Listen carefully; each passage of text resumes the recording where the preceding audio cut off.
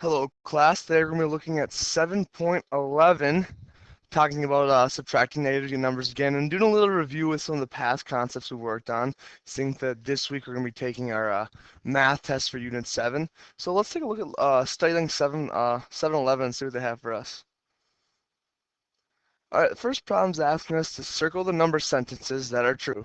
So we have to go through and circle the number sentences that are true based on what they have, if it's equal to, less than, greater to, etc. First, we have 25 plus negative 6 is less than negative 32. Well, 25 plus negative 6 means that I'm taking 6 off. 25, I have $25. I owe you 6. That leaves me with 19 positive dollars left for myself. 19 is greater than 32, so this one wouldn't be true. The next one I have 4 to the second is less than 2 to the fourth. Well, 4 to the second is 16, and 2 to the fourth is also 16, so this should be equal, making that one false as well.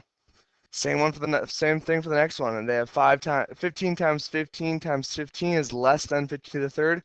Well, that should be equal to, because 15 to the third written out, expanded would be 15 times 15 times 15. So that one doesn't work.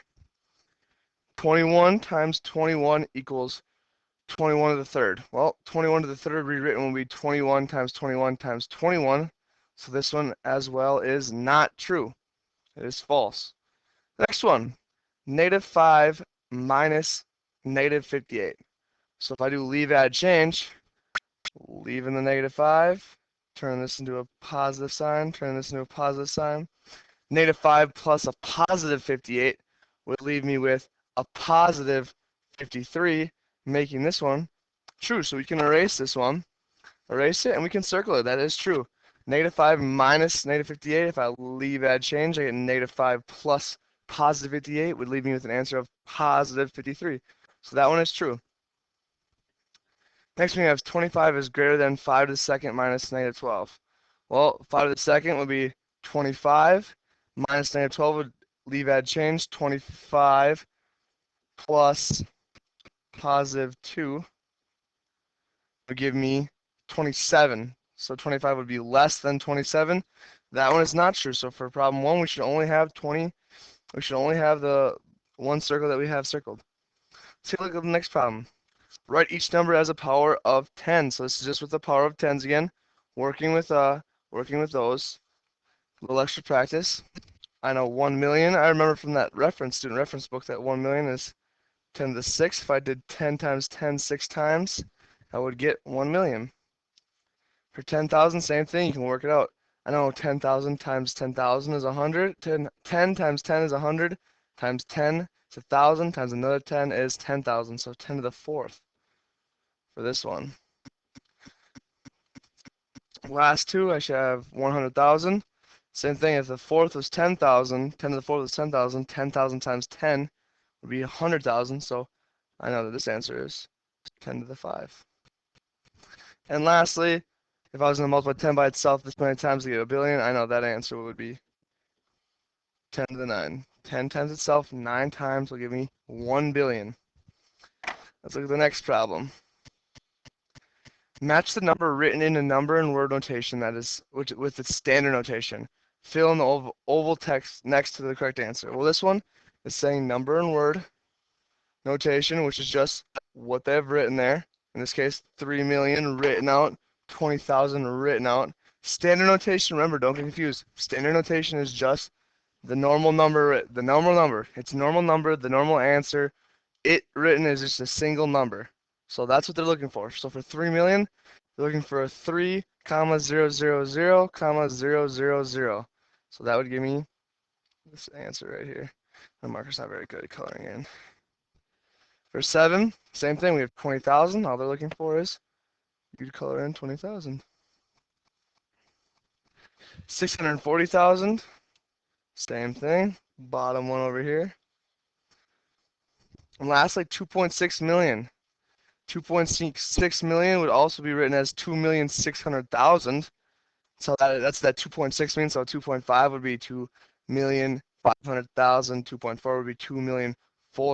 2.6 million is just saying 2,600,000.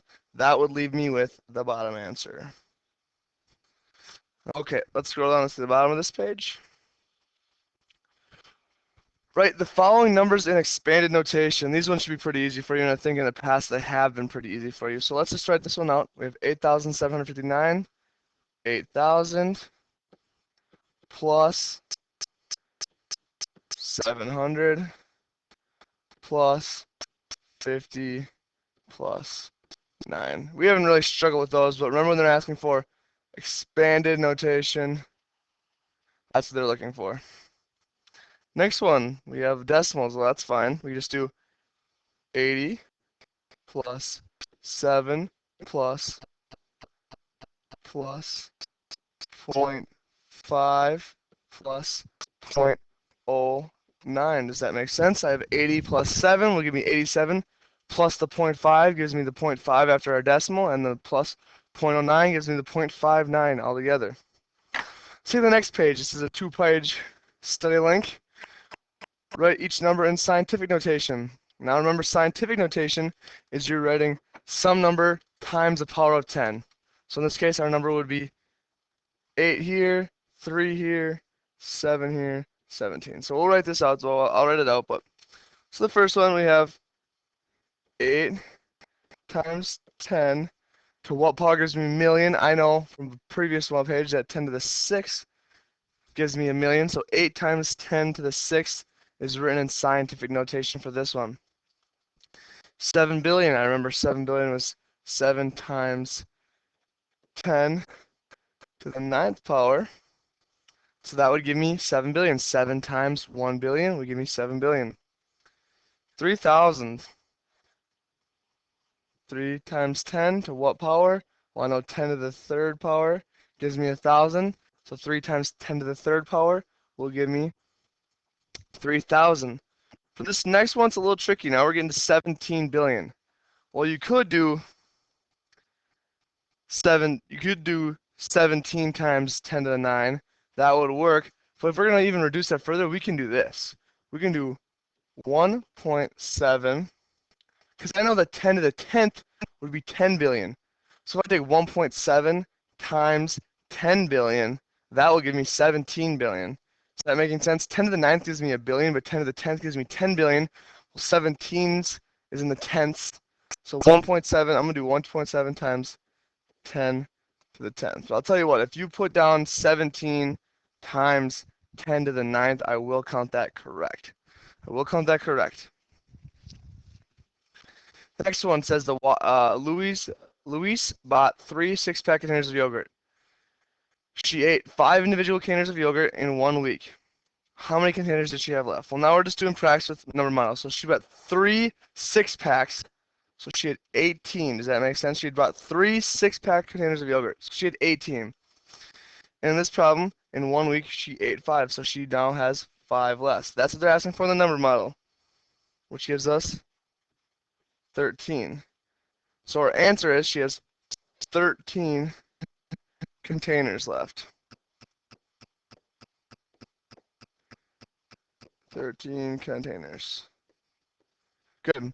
So that's all they're checking. It's just an easy problem here to get you used to that. When it says number model, what's the number model? They want you to take the information they give you in this little passage, this little paragraph about Louise. They want you to take those numbers, all the data they gave you. They want you to put it down in a number sentence, a number model. In this case, 18 minus 5. We'll look at that again in the next one here. The water in Leroy's and Jared's fish tank had evaporated, so it was about 5/8 inches below the level it should be. So it was 5/8 below their target. They added water, and the water level went up to about 3/4 inches. Did the water level end up above or below where it should be? Well, I'm gonna write the numbers I have out. I have 5/8. That's where it was low. It was low 5/8. Well, it was below 5/8. So it was below 5/8. Plus, I want to make it with a like denominator, so we have 3/4 in this problem. Well, I know if 3/4 would equal 6/8. So I want to do negative 5/8 plus 6/8. If I did that as an answer, so I'm at negative 5/8, I go up 6/8. That means I would be at positive 1. Negative 5 plus 6 would give me a positive 1. So the remainder of 8 left over. So in order for it to be at level or below level, it would have to be at 0. negative would give me below, a positive number would give me above, so I have a positive 1/8 here. So my answer in the line should be above. It is above where it should be. They were below 5/8, they went up 6/8 or 3/4, and left them with an excess water of 1/8. So the answer on your line should be it was 1/8 inch above. A negative 5/8 is just symbolizing that they were 5/8 below where they wanted it to be. So they're in the negative. They're 5/8 in the negative because they were below. We added 6/8 because that's how much they added. 3/4 equals 6/8. Gives us 1/8 extra water, meaning we were above the target line. And that is why that is our number model. Okay, well, you can do the bottom on your own. That is just finding those letters, those variables. All those are numbers. Those letters represent numbers. You have to find out what that number is. Good luck on your homework, and I will see you in class tomorrow.